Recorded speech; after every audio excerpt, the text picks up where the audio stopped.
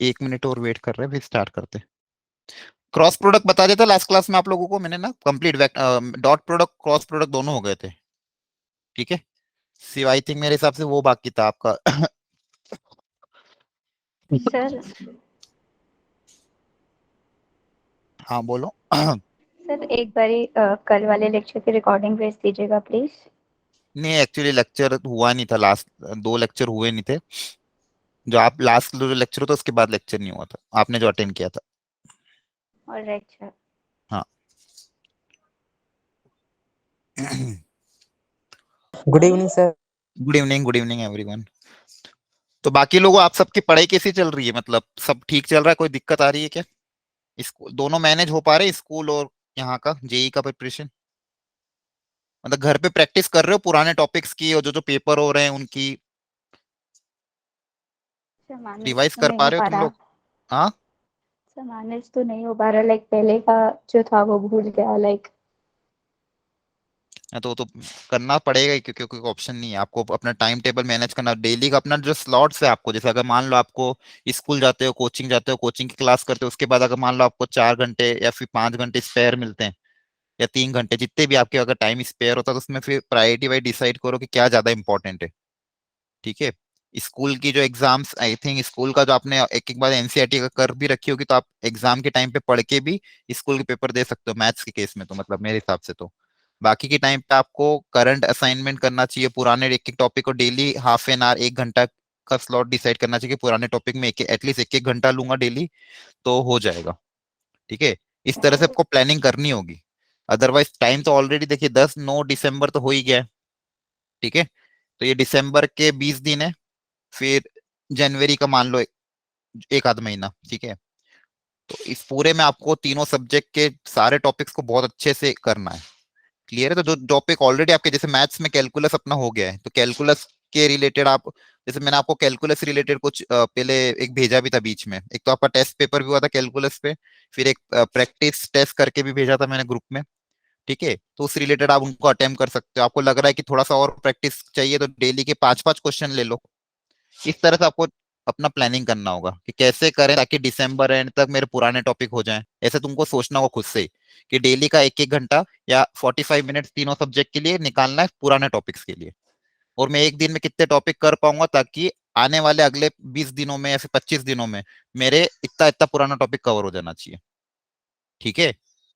तो ये सब एक मैं प्लान अपना अपने हिसाब से प्लान बनाओ कि मेरे को ये टॉपिक्स आते हैं, ये टॉपिक्स नहीं आते हैं, इनकी मेरे को रिकॉर्डिंग देखनी पड़ेगी, या फिर ये टॉपिक्स आते हैं इनकी बस प्रैक्टिस एक बार करनी है। तो एक एक टॉपिक को खत्म करते जाओ। ठीक है। मैथ्स में आपको कैलकुलस खत्म करो, डिटरमिनेंट मैट्रिक्स निपटाओ, इतने सारे टॉपिक हो चुके हैं। तो कैलकुलस भी अपने आप में बहुत बड़ा वेटेज है। ठीक है। फंक्शंस जिसके अंदर मैं अगर बात करूं, मैं फंक्शंस, आईटीएफ, मतलब ट्रिग्नोमेट्री तो खैर अलग आता है, लेकिन फंक्शन आईटीएफ भी उसमें आता है। लेकिन जो मेजर 12 के आपके फंक्शन, फिर inverse trigonometry function, determinant matrix, area under curve, application of derivative, limit continuity, differentiability, integration. ठीक है। तो इतना पोर्शन अगर आप अच्छे से कर लोगे, तो आपका एक ये 4 से 5 से 6 क्वेश्चन तो यही कवर करेंगे। सर एक डाउट था। बोलो जल्दी बोलो। सर एनसीईआरटी के आंसर की में मतलब थोड़ी गलत हो सकती है। लाइक एक क्वेश्चन था 5.3 एक्सरसाइज में 7th क्वेश्चन। सर मतलब मैंने जो मेरा आंसर आ रहा है वही वीडियो सोल्यूशन से रखे यूट्यूब पे, बट एनसीईआरटी ने कुछ और सोल्यूशन दे रखा है उसका पीछे। कभी कभी मिस प्रिंट होती है, वैसे करेक्शन वो करते हैं अगर मान लो आपकी प्रिंट पुरानी होगी, उन्होंने जिस जो प्रिंट ली है। बाकी तो ऐसे बहुत होता नहीं है, कम ही होता है, मतलब हो सकता है कुछ आंसर में मिस्टेक हो, बाकी ऐसा जरूरी नहीं है। ठीक है। नहीं सर, लाइक उसका फंक्शन ही अलग दे रखा है। मेरा टैन के टर्म्स में आ रहा है तो पीछे तो सेक के टर्म्स में दे रखा है, मतलब हाँ तो वो अलग तो ही है। कन्वर्ट कर सकते हैं ना, 10 इनवर्स को आप सेकेंड इनवर्स में कन्वर्ट करके लिख सकते हो ना, उसमें दिक्कत थोड़ी है। सर एक बार आप देख लीजिए वाला ठीक है, आप क्वेश्चन। व्हाट्सएप पे अलग से भेजना, अभी नहीं। ठीक है। Alright sir. हाँ। ठीक है। तो आप एक बार सब लोग इस तरह से प्लान बनाना, जैसे क्या करना, एक पेज पे लिखना सारे टॉपिक्स के नाम, कि क्या क्या टॉपिक्स मुझे करना है, क्या क्या अभी जो जो कवर होंगे उनको मत लिखना, जैसे प्रोबेबिलिटी छोड़ देना, वेक्टर 3D छोड़ देना। ठीक है। और 12th के टॉपिक, अभी 11 के कुछ टॉपिक छोड़ देना, लेकिन जो 12th के टॉपिक हो चुके हैं तीनों सब्जेक्ट में, ठीक है, उन टॉपिक्स को आप कैसे कवर करोगे, कितने टाइम में कवर करोगे, वो आपका डेली का टारगेट होना ही चाहिए आपसे। ठीक है क्योंकि आप फुल सिलेबस पेपर भी दे रहे हो, पुराने टॉपिक बहुत सारे हो चुके हैं, उनका अगर रिवीजन, उनकी प्रैक्टिस अगर नहीं करोगे तो काफी टाइम निकल जाएगा। ठीक है, तो जो करंट टॉपिक चल रहे हैं उनको तो करना ही है आपको साइड बाय साइड। दूसरी चीज, पुराने टॉपिक्स के लिए भी थोड़ा थोड़ा टाइम निकालना है। अब वो कितना निकलता है वो आप पे डिपेंड करता है। अगर आप मान लो स्कूल कोचिंग नहीं जाते हो तो आपके पास थोड़ा ज्यादा टाइम रहेगा। आप स्कूल कोचिंग जा रहे हो तो हो सकता है आपके पास एक सब्जेक्ट के लिए कम टाइम मिले, लेकिन उसको मैनेज करके आपको चलना ही होगा। ठीक है, तो ये सब लोगों को ध्यान रखना है। जिसको प्लानिंग बनाने में दिक्कत आती है, फिर सर कैसे पढ़ना है क्या नहीं करना है, उसमें कुछ प्रॉब्लम्स आती है, तो आप मुझे कॉल करके पूछ लेना। ठीक है, या मैसेज कर देना कि सर हम कैसे अपना टाइम टेबल बनाए, फिर कैसे मैनेज करें। ये पहले उसमें मुझे ये बता देना कि आपके पास कितना टाइम एक्स्ट्रा बच रहा है। उसके अलावा आप कितना कौन कौन से टॉपिक अभी करना चाह रहे हो तीनों सब्जेक्ट में। ठीक है, तो मैं आपको प्लान आपके लिए प्लानिंग बनाने में हेल्प कर दूंगा। लेकिन ये पुराने टॉपिक्स करते चलो। दूसरी चीज, ये जो तुम्हारे टेस्ट हो रहे हैं, इन टेस्ट के जो क्वेश्चन पेपर है, आज सॉल्यूशन में भेज दूंगा उस पेपर का भी, जो लास्ट क्लास में हुआ था। जितने भी टेस्ट पेपर हो रहे हैं उनको पूरा ढंग से अटेम्प्ट करो। जो पेपर में एक बार अटेम्प्ट तो कर ही लिया, उसके बाद उनमें क्या क्या गलतियां तुमसे हो रही है वो उनको ध्यान से देखो। ठीक है, और फिर जो क्वेश्चन तुमने अटेम्प्ट नहीं किए या फिर जो गलत हो गए या फिर जो छोड़ दिए, उनको कैसे अटेम्प्ट कर सकते हो वो उसको अच्छे से पढ़ो। ठीक है, तो हर पेपर के बाद ये चीजें तुम्हें करनी है, ये चीज ध्यान करना। सर हाँ। सर मैं ये कहना चाह रही थी कि जैसे हमारा टेस्ट मतलब मान लो आज मतलब होता है जिस दिन, तो सर अगर हम्म। उसी दिन हमें मान उस दिन या उसके अगले दिन ही वो जो क्वेश्चन पेपर फॉर्मेट आप लोग भेजते हैं अगर वो मिल जाए तो ठीक है, क्योंकि 2-3 मतलब तो अच्छा होगा ज्यादा, मतलब अगर 2-3 दिन बाद मिलते हैं ना तो फिर वो हाँ, क्वेश्चन नहीं और नहीं, कुछ। वो सही है, सही है। एक्चुअली मैं क्या अभी लीव पे था, तो शायद किसी ने भेजा नहीं होगा। मैं इस बार ये ध्यान पक्का रखूंगा कि पेपर के अगले दिन ही मॉर्निंग में आपको दोनों पेपर मिल जाए, या फिर ओवरनाइट तक। जैसे अगर मान लो 10, 11, 12 बजे तक भी, 11, साढ़े 11 तक मैं पेपर तुम्हें सेंड कर दूंगा उसी दिन। ठीक है। यस सर, क्योंकि फिर वो क्या होता है कि फिर भूल नहीं जाते हैं नहीं नहीं, कौन सा हाँ क्वेश्चन समझ गया है। मैं, वो गलत भी है। वो भूल भी जाते हैं, फिर टाइम बाद में अगला पेपर आ जाता है तो टाइम भी नहीं मिल पाता है। आपको पेपर में उसी दिन भेज दूंगा रात तक। ठीक है, ताकि आप उसी दिन उसी को निपटा लेना। Okay sir, thank you. हाँ, ठीक। एक्चुअली प्रॉब्लम क्या होती है ना, कुछ बच्चे स्कूल ट्यूशन जाते हैं या फिर शाम को क्लास अटेंड करते हैं, तो फिर उनका अलग से कॉल या मैसेज आता है रिक्वेस्ट करके, उनको अगले दिन उनको देना है। तो उनके चक्कर में वो कुछ उनको अगले दिन जब देना रहता है तो फिर वो एक दिन का स्लॉट बिगड़ जाता है, फिर उसमें देरी हो जाती है। क्या अगली बार में ओपन उसी दिन रात तक भेज देंगे, कोई दिक्कत नहीं। Okay sir. ठीक है, सब संडे को जो पेपर होगा तो आप लोग सब लोग ट्राई करना कि 9-10 बजे के पहले पहले फिनिश करो। ठीक है, संडे को तो दे ही सकते हो खैर। ठीक है, तो होगा तो फिर इसमें शाम को ही भेज दूंगा मैं, ताकि आप इसको शाम को पूरा रिकैप कर सको। ठीक है। तो आप लोगों को actually, तबीयत ही ठीक नहीं। आप लोगों को लास्ट क्लास में कुछ असाइनमेंट भेजे थे मैंने वेक्टर से, यस क्रॉस सर। प्रोडक्ट के भेजे थे ना। Yes sir. ठीक है, यस सर। Yes sir. देखे थे क्वेश्चन अच्छे थे, मतलब बेसिक्स पे थे, और कुछ क्वेश्चन अच्छे भी थे उसमें लेवल 3 वाले। सर कुछ क्वेश्चंस बने नहीं थे। हाँ, तो उनको एक बार रीअटेम्प्ट करना, और जो जो नहीं बने वो अलग से मेरे को मैसेज करना। ठीक है, जी सर। जो क्वेश्चन नहीं बने उनको एक बार वो रीअटेम्प्ट करना प्रॉपरली, और उसमें जहां जहां भी डाउट आए मुझसे पूछना। एक बार आपके पास है असाइनमेंट वो, उसमें कोई ऐसा कोई पर्टिकुलर क्वेश्चन जो बिल्कुल भी समझ में नहीं आया और जो डिस्कस करना चाह रहे हो। तो पूरा कंप्लीट तो नहीं। ठीक है, तो एक बार उसको आज एक बार और देख लेना, ताकि नेक्स्ट क्लास अपनी कल ही है, तो कल की क्लास में अपन जितना भी पुराना असाइनमेंट है उसका डाउट डिस्कशन भी रख लेंगे रात लास्ट में। ठीक है, तो आप लोग आज और अटेम्प्ट कर लेना पुराने जितने भी, क्योंकि अब तक सारे मतलब 3 टॉपिक कवर हुए अपने। वेक्टर वेक्टर इस क्या उसमें स्केलर प्रोडक्ट और क्रॉस प्रोडक्ट। ठीक है। सर एक बात बोलूं मैं? हाँ बोलो, जल्दी से बोलो। सर मैं ये बोलना चाह रही थी कि सर सुबह सुबह 6 या 5 बजे क्लास कंडक्ट करा सकते हैं क्या? नहीं, अभी ठंडी में बाकी बच्चे नहीं आएंगे ना, बहुत सर सारे हमारा बच्चे स्कूल लेट नाइट तक पढ़ते हैं। ठीक है, उनके लिए प्रॉब्लम हो जाएगा। हमारे लिए दिक्कत नहीं है। आप बोलोगे तो 6 बजे भी हम ले लेंगे, लेकिन उसमें अगर मॉर्निंग में क्लास लेंगे तो बहुत बच्चे नहीं आएंगे, तो उसमें क्या होगा, फिर जो टीचर कंडक्ट भी करेगा तो वो बहुत कम बच्चों तक डिलीवर हो पाएगा। Yes sir. आपके ये जो नहीं सर, स्कूल रहता है, स्कूल रहता है मॉर्निंग में तो। हाँ, मॉर्निंग में बहुत सारे स्कूल भी रहता है। प्रॉब्लम आप सबका ये है, किसी का मॉर्निंग में स्कूल है, किसी का इवनिंग में स्कूल है, तो वो एक बार में बैठ नहीं पाता है। सर स्कूल ट्यूशन सब कुछ होता है ना, और इस टाइम जब आप पढ़ाते हो ना, तो मतलब इस टाइम मेरी क्लास ही ट्यूशन नहीं होते, आज तो छुट्टी है तो इसलिए क्लास अटेंड कर ये रही हूँ। ट्यूशन तो आपको छोड़ना पड़ेगा, ये मैंने पहले ही बता दिया। अगर आप जेई के लिए तैयारी करो तो ट्यूशन अगर जा रहे हो तो फिर आपके लिए तो बहुत मुश्किल होगा, मतलब कि जेई आसान नहीं है, आप भी जानते हो कितना कंपटीशन है। और अगर आप सेल्फ स्टडी के लिए टाइम नहीं निकाल पाओगे तो आपको बहुत जनवरी में बहुत प्रॉब्लम आएगी। ये दिसंबर का मंथ आपको बहुत अच्छे से यूटिलाइज करना ही होगा।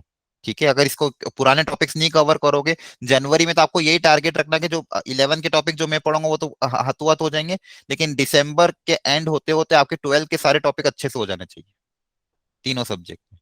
ठीक है, ओके तो सर। उसके लिए आपको सेल्फ स्टडी बहुत करना पड़ेगा। और अगर अभी भी आप तीनों सब्जेक्ट की ट्यूशन जा रहे हो फिर जेई अटेम्प्ट करना चाहोगे तो फिर बहुत बहुत टफ है, मतलब।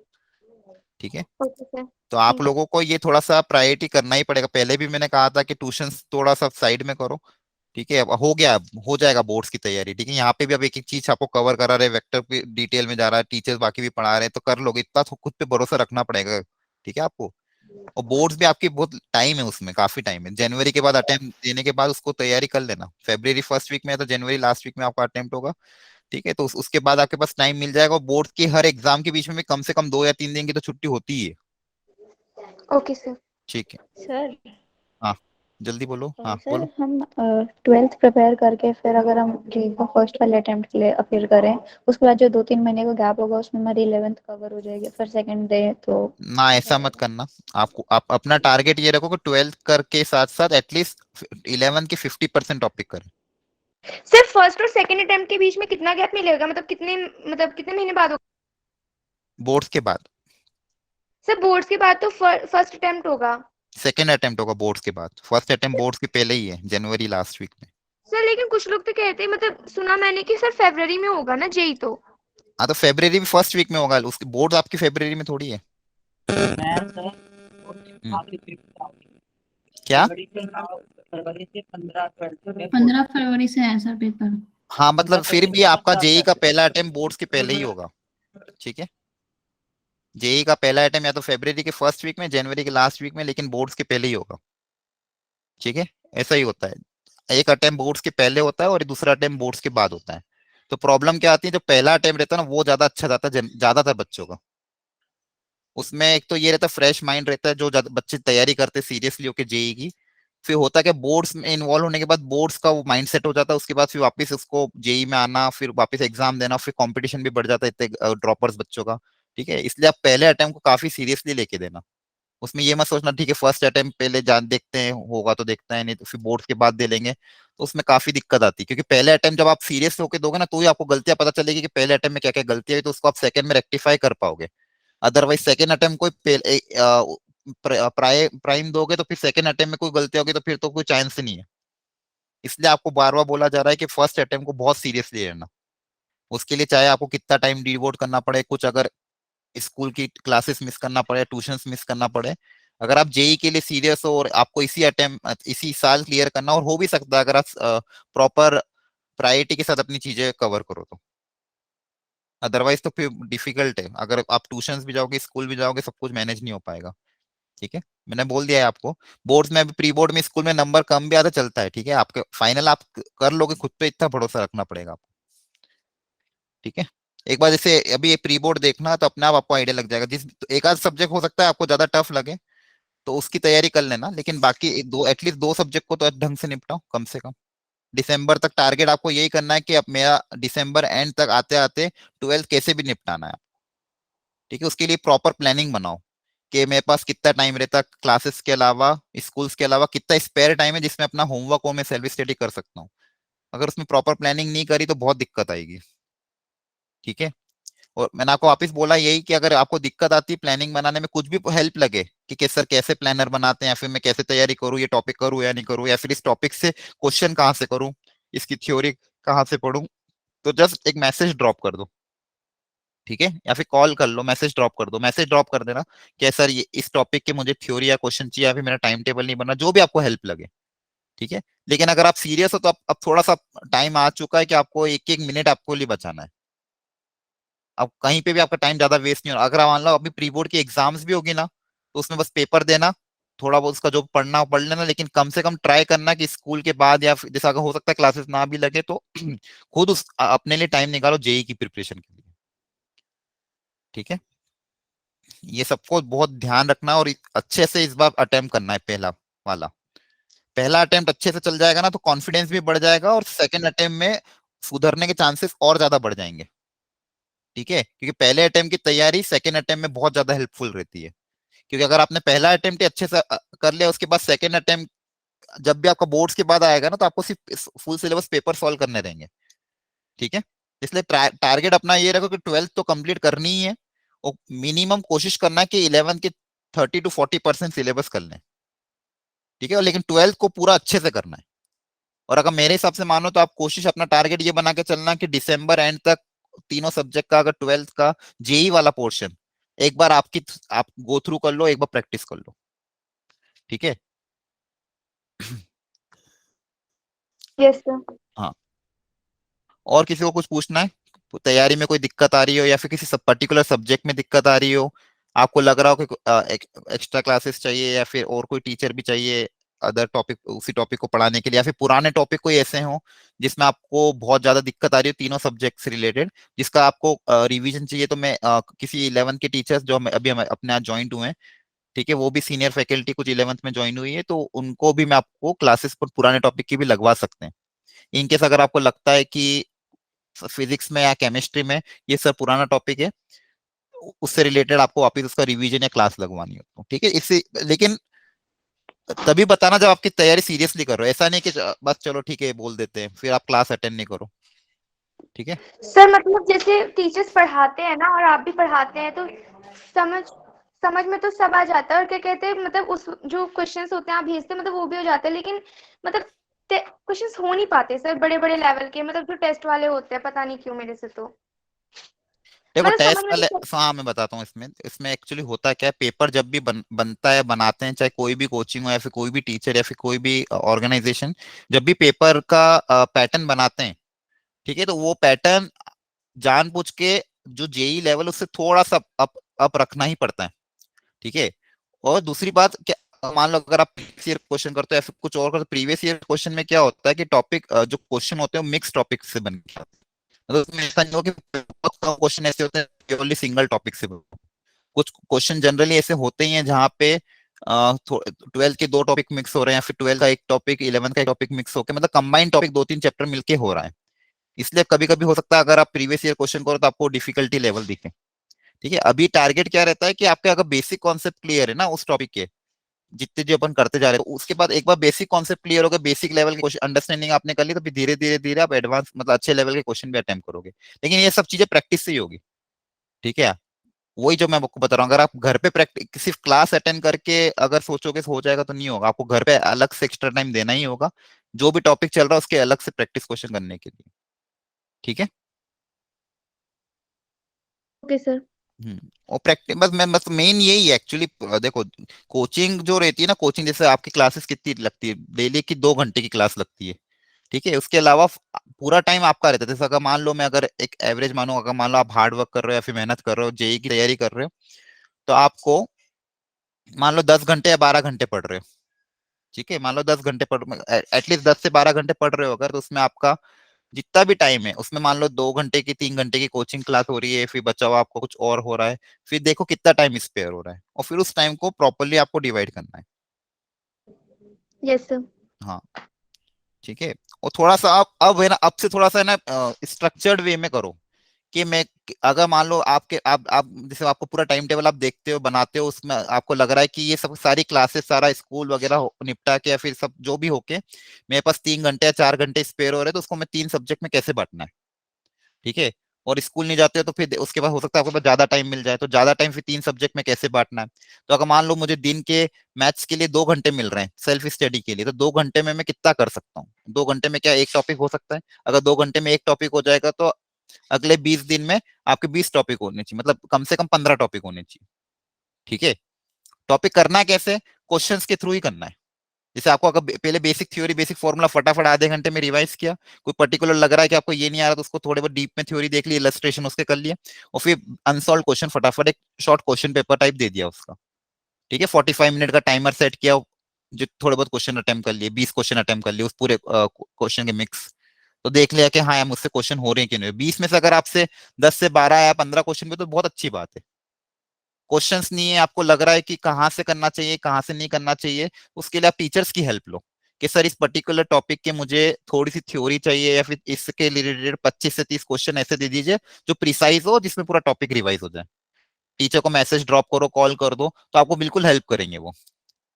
ठीक है, लेकिन उसके लिए आपको आगे रह के इनिशिएटिव लेना पड़ेगा खुद से कि हाँ मुझे ऐसे करना है, मुझे ऐसी तैयारी करनी है। या फिर अगर जो पुराने ऑलरेडी आपके असाइनमेंट आपने जो कर रखे उनको भी अगर आप अटेम्प्ट कर दो तो बहुत अच्छी बात है। पुराने अगर आपको सर टीचर ने अगर कुछ मॉड्यूल शेयर कर रखी हो, पुराने टॉपिक शेयर कर रखे, तो उनको आप री अटेम्प्ट कर लो।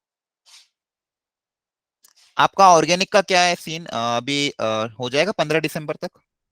सर से क्या बात चल यस रही है? सर, हो जाएगा सर। हो जाएगा, ठीक है। तो हाँ अगर सर। हो आप अगर चाहो तो मैं एक काम ये कर सकता हूँ कि 15 से 30 के बीच में, अगर मान लीजिए आपको अगर इसी जो ऑर्गेनिक हो गई है उसी का रिवीजन करवा सकते हैं। हाँ ठीक है, सर, करवा या दो। फिर या सर फिर फिजिकल या इनऑर्गेनिक अगर होगा तो या वो करवा सकते हैं। ठीक है, और मान लो आपको लग रहा है जिस ऑर्गेनिक सर से पढ़ लिया और आपको लग रहा है कि कोई और टीचर से भी आपको पढ़ना है, तो मैं वो भी बात कर लूंगा, तो कोई और टीचर आपको ऑर्गेनिक रिवाइज करा देगा, या फिर उन्हीं सर से पढ़ना तो उन्हीं सर से भी करवा देगा। ठीक है, सर एक बार रिवाइज सर करवा दो रिवाइज करवा ऑर्गेनिक। दो, ठीक है, खुशबू मैं मैम ये से। सर खुशबू ऑर्गेनिक मैम, ठीक है, रिवाइज करवा दीजिए। ऑर्गेनिक रिवाइज करवा दूंगा।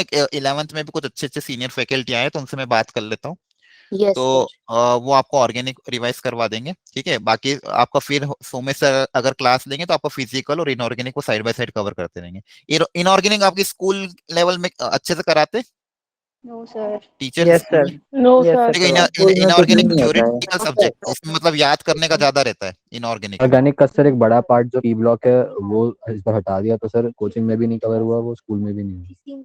कौन यस सा सर। यस इनऑर्गेनिक का? Sir. P block yes sir. E P block. Block तो सर, काफी यस बड़ा सर। चैप्टर है, मेटलर्जी। यस। हाँ हाँ, तो पी ब्लॉक आपका बाकी है ना?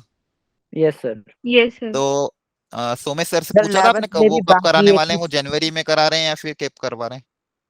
सर ऑर्गेनिक के बाद कह रहे थे सर, ऑर्गेनिक कि के बाद ऑर्गेनिक के सब बाद। सारा 12th का जो अच्छा, सिलेबस में है वो हो जाए उसके बाद कह रहे सर। हाँ, क्योंकि एक्चुअली वो टॉपिक एक्चुअली क्या काफी लेक्चर ले लेता है, बहुत ज्यादा। मतलब वो जल्दी नहीं होता है। मैंने देखा था लास्ट टाइम में, मतलब हमारे यहाँ पे जो पहले मैं जहाँ पे था, तो वहाँ पे भी पी ब्लॉक के लिए बहुत लेक्चर लगते थे, क्योंकि लेंदी टॉपिक काफी है।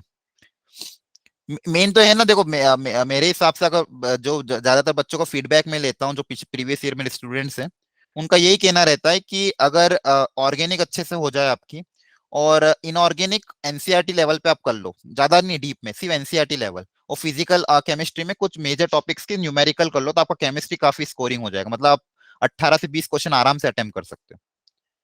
ठीक है, अगर आपको ऑर्गेनिक में थोड़ा कॉन्फिडेंस आ गया, इनऑर्गेनिक का तो आप ऐसा रखना कि भाई जैसे अगर इनऑर्गेनिक हो जाती है या फिर जितने भी चैप्टर हो चुके हैं, उन उसके लिए आधा घंटा मॉर्निंग का तो निकाल ही लो, कि मेरे को उठने के बाद जो भी है कि आधा घंटा मॉर्निंग में इनऑर्गेनिक के फॉर्मूले याद करना ही है, मतलब उनसे डेली गो थ्रू होना ही है, मतलब जो भी कॉन्सेप्ट है जो भी थ्योरी है उससे।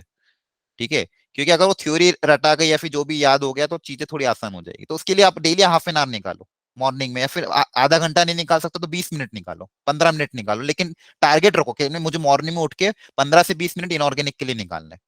रूम में चार्ट चिपका दो, फ्लो चार्ट बना लो, कॉपी एक शॉर्ट नोट की कॉपी बना लो जिसको आपको सुबह उठ के डेली पढ़ना है। होगा क्या, जैसे आप डेली डेली पढ़ोगे ना, तो फिर जैसे मान लो शुरू दिन में आपको 2-3 टॉपिक को पढ़ने में 20-25 मिनट लग गए, ठीक है, तो वही टाइम धीरे धीरे धीरे धीरे क्या होगा, कम होता जाएगा, और 20 से 25 दिन बाद उसी टॉपिक को पढ़ने में आपको 5 मिनट ही लगेंगे, क्योंकि आप डेली पढ़ रहे हो।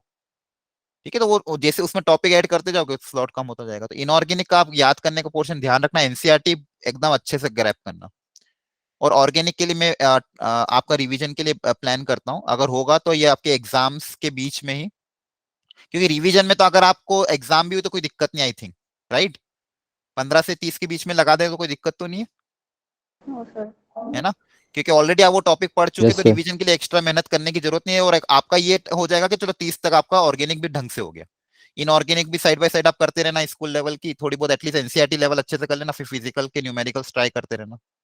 केमिस्ट्री तो देखो ज्यादातर मतलब सारे बच्चे नहीं होते जिनकी केमिस्ट्री स्ट्रांग होती है, लेकिन ज्यादातर यही पाया गया है कि 60 to 65-70% बच्चों ने केमिस्ट्री में ही स्कोर करते हैं, क्योंकि स्कोरिंग टॉपिक है। सेकेंड आ जाता है फिर मैथ्स और फिजिक्स, अब किसी किसी बच्चों की मैथ्स काफी अच्छी होती है, तो जो केमिस्ट्री से भी ज्यादा नंबर ले आते हैं मैथ में, और किन्हीं किन्हीं बच्चों की फिजिक्स बहुत अच्छी होती है। ठीक है, अब प्रॉब्लम मैथ के साथ कैसा है कि जैसे लास्ट ईयर तीनों सब्जेक्ट का अगर आप रिव्यू देखो ना बच्चों का, जैसे वो रिव्यू आता है हर पेपर के बाद, तो उसमें मैथ्स का लेवल थोड़ा टफ था। ठीक है, इस बार लास्ट भी ईयर। ऐसा ही लगा, मैथ्स हाँ तो टफ ही लगता हाँ, मैथ्स का लेवल टफ था, तो उसमें कभी कभी क्या होता है, जो बच्चे एकदम फूल रहते कि नहीं मैं मैथ्स मेरा बहुत स्ट्रांग है, कुछ कैसे भी करके मैं तो बहुत नंबर ला सकता हूँ। तो मैथ्स का ऐसा है कि अगर आप बस मैथ्स में तो यही कि बेसिक अच्छे से रखो, अगर टफ भी आता है तो ठीक है, उसको उसके हिसाब से अटेम्प्ट करो। जैसे अगर मैथ्स की बात करूँ तो एक अटेम्प्ट में जैसे मेरे कुछ बच्चे थे जिन्होंने एग्जाम दिया था, तो उन लोगों ने आप 12 या 13 क्वेश्चन अटेम्प्ट किए थे, अच्छे मतलब सही किए थे। लास्ट ईयर एक अटेम्प्ट की बात बता रहा हूँ मैं, 12 से 13 क्वेश्चन, 13 क्वेश्चन शायद सही करके आया था, और उसका परसेंटाइल काफी अच्छा आ गया था। क्योंकि ओवरऑल आपको देखो परसेंटेज नहीं होता, यहाँ परसेंटाइल होता है। अगर मान लो टफ है तो सबके लिए टफ है। ठीक है, ऐसा नहीं कि आपके आप अटेम्प्ट कम कर रहे हो तो टफ, अगर टफ भी आएगा तो सबके लिए टफ आएगा। तो उसमें कह रहे थे जो अगर जिसकी स्ट्रांग होती है ना, अगर वो 12 से 13 क्वेश्चन भी अटेम्प्ट कर लेता तो वो 90-94 परसेंटाइल क्रॉस कर देता है। ठीक है, वहीं पे लास्ट ईयर पिछले 2 साल से केमिस्ट्री काफी इजी आ रही है। मतलब आप रिव्यू पढ़ोगे बच्चों से पूछोगे तो वो बता रहे थे कि एनसीईआरटी लेवल ही आ रहा सर, और उन्होंने ऑर्गेनिक के बारे में भी यही बोला था कि ऑर्गेनिक सर हमने स्कूल लेवल पे जो एनसीईआरटी लेवल पे पढ़ी थी उससे रिलेटेड क्वेश्चन थे और अच्छी गई कुछ अटेम्प्ट में। ठीक है, तो इसलिए ऑर्गेनिक को आप स्ट्रॉन्ग रखो, और ये थोड़ा सा अपनी प्लानिंग प्रॉपर करो कि कैसे आपको पढ़ना है, क्योंकि यही सर इंपॉर्टेंट है। सर हम्म। सर परमुटेशन और कॉम्बिनेशन की क्लास रिवीजन हो सकता है सर उसका? हाँ वो मैं कराऊंगा भी एक्चुअली, प्रोबेबिलिटी को पढ़ाने के पहले आपका पीएनसी और पीएनसी पढ़ूंगा। देखो सीक्वेंस क्या रहेगा, पीएनसी का रिवीजन होगा, बाइनोमियल का रिवीजन होगा, बाइनोमियल की क्लास लूंगा, पीएनसी का रिवीजन होगा, उसके बाद अपन प्रोबेबिलिटी पे जाएंगे। क्योंकि प्रोबेबिलिटी को वो अच्छे से करने के लिए बाइनोमियल और पीएनसी का बेसिक आना जरूरी है। तो मैं आपकी प्रोबेबिलिटी की क्लास लेने के पहले ही पीएनसी और बाइनोमियल आपको कवर करूंगा पूरा। और मेरा तो यही सोचना है कि अगर आप राजी हो जाओगे, अगर डेली का अगर 40 कम से कम 40 मिनट की भी अगर मुझे क्लास दे दोगे 15 से 30 के बीच में, तो मेरे को कोई प्रॉब्लम। देखो टीचर्स को तो हॉलीडे दे रखा है हमको, क्योंकि हम लोग सैटरडे भी क्लास लेते, संडे भी क्लास लेते, तो हमारी छुट्टियां इतनी मिलती नहीं है। तो हमको 15 से 30 में हॉलीडे दे रखा है। लेकिन फिर भी अगर आपको लगता है, अगर आप आ पाओगे, तो मैं अगर डेली 40-45 मिनट के लिए भी अगर आ जाओगे, तो मैं आपको पीएनसी, स्टैटिस्टिक्स और प्रोबेबिलिटी, ये 3 टॉपिक और बाइनोमियल, 4 टॉपिक 15 से 30 के बीच में अच्छे से करा दूंगा। ठीक है, आ कर ताकि जाएंगे फिर, सर। है ना, ले लीजिए आप क्लास। ओके, फिर सही रहेगा। ज्यादा नहीं, अगर आपको लग रहा है ज्यादा टाइम हो रहा है तो अपन 40 मिनट भी मुझे मिल गए तो काफी अच्छा कवर हो जाएगा। उसमें मैं क्वेश्चन ही करूंगा आपको, क्वेश्चन के थ्रू ही सारा कॉन्सेप्ट क्लियर हो जाएगा। ठीक है, क्योंकि अगर ये सब टॉपिक एक दूसरे से, ये 4 जो टॉपिक है ना पूरा एक बंच कवर करते हैं, पीएनसी, बाइनोमियल, प्रोबेबिलिटी और स्टैटिस्टिक्स। ठीक है, कम से कम 3 क्वेश्चन तो आने ही है इससे, 3 क्वेश्चन तो मिनिमम आने ही है। ठीक है, स्टैटिस्टिक्स का हर साल एक क्वेश्चन फिक्स रहता है, प्रोबेबिलिटी का एक क्वेश्चन फिक्स है, पीएनसी बाइनोमियल का भी एक क्वेश्चन आ ही जाता है। और नहीं तो पीएनसी बाइनोमियल तो ऐसा टॉपिक है जो दूसरों में यूज हो जाता है, जिसका बेसिक आना बहुत जरूरी है। ठीक है, तो आप पीएनसी को छोड़ नहीं सकते, वो कहीं ना कहीं किसी ना किसी टॉपिक में मिक्स हो ही जाएगा। ठीक है, तो सर आप चलिए। फिजिक्स के पेपर के बाद ले लीजिएगा क्लास। हाँ अब मैं आपका प्लान एक बार टाइम टेबल देखूंगा, क्योंकि आपका सबका टाइम टेबल तो वैसे भी अब सेम ही है एग्जाम का। उस टाइम टेबल के हिसाब से ही मैं अभी संडे को ही प्लान करूंगा पूरा। संडे को एक तो आपकी ऑर्गेनिक की क्लासेस कैसे मैनेज करनी है, आपके जिस दिन पेपर होगा उस दिन अपन थोड़ा छोड़ देंगे। ठीक है, किस पेपर में ज्यादा छुट्टी होगी तो उसमें बीच में एक आध दिन 2 क्लास रख लेंगे। तो आपका मैं जो टाइम टेबल आप जो मुझे शायद ग्रुप में एक बार डाला था क्या किसी ने, ये आपका स्कूल का टाइम टेबल, या फिर मुझे भेज देना टाइम एक बार जो जो टेबल भी आप एक बार पीडीएफ मुझे भेज देना। उस प्लानिंग के हिसाब से मैं आपके ऑर्गेनिक की रिवीजन क्लास और मैथ्स की ये क्लासेस जिसमें अपन ये टॉपिक कवर करेंगे वो उसके हिसाब से लगा दूंगा। ठीक है, अभी पिछले कुछ दिनों में आपकी क्लास नहीं हो पाई थी, लेकिन अब एक भी क्लास मिस नहीं होगी। ठीक है, मेरे एक्चुअली 2 प्रॉब्लम थी, एक तो मेरी तबीयत भी ठीक नहीं थी, दूसरी मेरी सिस्टर की ही शादी थी घर में, तो उसके कारण काफी वर्कलोड था। तो उस बीच में मैं क्लास ही नहीं ले पा रहा था। ठीक है, आज आज ही प्रोग्राम निपटा, अभी भी बस हो गया है लगभग, तो कल तक तो पूरा शांति हो जाएगी। तो कल से तो एकदम रेगुलर बेसिस पे आपका फुल फॉर्म में क्लास चलेगी मैथ्स की। ठीक है, आज भी एक्चुअली मैं नहीं ले पा रहा था, लेकिन बस मुझे एक्चुअली बात ही करनी थी आप लोगों से कि क्या चल रहा है कैसे नहीं चल रहा है, इसलिए। ठीक है, एक तो ये प्रॉब्लम था, एक तो मैं पेपर आपको अभी पेपर और सॉल्यूशन भेज दूंगा, और दूसरा चीज जिस दिन पेपर होगा उसके रात तक उसका पेपर और सॉल्यूशन आ जाएगा। और सेकेंड आपका ऑर्गेनिक का रिवीजन आपको करवाना है, तो वो मैं 15 से 30 के बीच में पूरा अपने प्लानर बनाऊंगा जिसमें आपका पूरी ऑर्गेनिक कवर हो जाए टॉपिक वाइज। और सर ठीक है, प्लानर भी आपके साथ शेयर कर दूंगा। टॉपिक्स हैं और मैथमेटिक्स 11th का, के। हाँ, मैं वो प्लानर के हिसाब से चलेंगे। जैसे आपको लग रहा है जैसे ये टॉपिक मुझे आता, तो आप क्लास मत अटेंड करना। आपको लग रहा नहीं ये टॉपिक की मुझे जरूरत है, उसके हिसाब से वो शेड्यूल पूरा मैं टीचर से बनवा लूंगा। ठीक है, जैसे मान लो सर फर्स्ट डे वाली क्लास है तो उसमें ये टॉपिक पढ़ाया जाएगा, सेकंड डे की क्लास में ये टॉपिक पढ़ाया जाएगा। ठीक है। Okay sir. हाँ, और फिजिक्स में कोई प्रॉब्लम चल रही है तो बताओ। देखो यहाँ पे तुम बेफिक्र होकर बोल सकते हो, ऐसा नहीं कि मैं यस सर से या सोमेश सर से कुछ ऐसा बोलूंगा कि ऐसा कुछ बच्चे बता रहे थे। सर सर हाँ 11th के कुछ टॉपिक्स हैं, जैसे केमिस्ट्री का इक्विलिब्रियम काफी बड़ा चैप्टर था, हाँ हाँ। तो उसकी अगर एक बार बस रिवीजन क्लास हो जाए, क्योंकि हमने 11th में किया था, अब एक बार सिर्फ रिवीजन बस चाहिए उसकी। अच्छा, अभी यहाँ पे नहीं हुआ क्या कवर वो? नो सर अभी नहीं सर हुआ। वो इनऑर्गेनिक इक्विलिब्रियम, थोड़ा इनऑर्गेनिक कह रहा हूँ सर, वो आयनिक इक्विलिब्रियम तरीके से नहीं होता। ठीक है ठीक है, इक्विलिब्रियम का मैं बात करता हूँ सर से, वो कब कवर करने वाले हैं। एक सेकंड मुझे लिखने दो। हाँ, और बताओ। सर मैं ये कह रहा था कि ना नींद बहुत आती है, कि ज्यादा रात तक पढ़ नहीं पाता। अभी ठंडी का तो इशू है ही। तो नींद का तो देखो, आप कितने घंटे सोते हो जनरली सब लोग? 7 घंटे। साथ सर 1 से 6, 6 हाँ, 4। 6 से 7 घंटे सोते हो, कोई दिक्कत नहीं, लेकिन वो एक स्लॉट में होना चाहिए। ऐसा मत करना कोई कि दिन में 3 घंटे 4 घंटे सो रहे हैं, रात को 3 घंटे सो रहे हैं, 2 घंटे। एक ही स्लॉट में 6 से 7 घंटे सोते हो तो कोई दिक्कत नहीं है। ठीक है, सो सकते हो। उसके बाद नींद नहीं आनी चाहिए ज्यादा। तो आपके फिर खाने पीने में थोड़ा ध्यान रखो, आपके आप क्या किस तरह का फूड कंटेंट कर रहे हो। जंक फूड तो बिल्कुल ही बंद कर दो, पहली बात। दूसरी चीज, कई खाते हैं सर। हाँ, जंक फूड बंद कर दो, प्रॉपर प्रोटीन वाली डाइट लो, फ्रूट्स का यूज करो, लिक्विड जूस वगैरह या फिर फ्रूट्स ज्यादा खाओ, जिसमें थोड़ा आलस कम आए। सर एक बात बोलनी थी। हाँ, बोलो बोलो। सर प्लीज प्लीज सर, जो आप 15 से 30 तारीख वाली क्लास लेने वाले हैं ना, वो सर हम्म। मतलब वो 3 से 4 बजे, 4:30 बजे, मतलब सर मतलब 5 बजे के पहले और 2 बजे के बाद कंडक्ट करवा लीजिए सर प्लीज। ऐसा क्यों?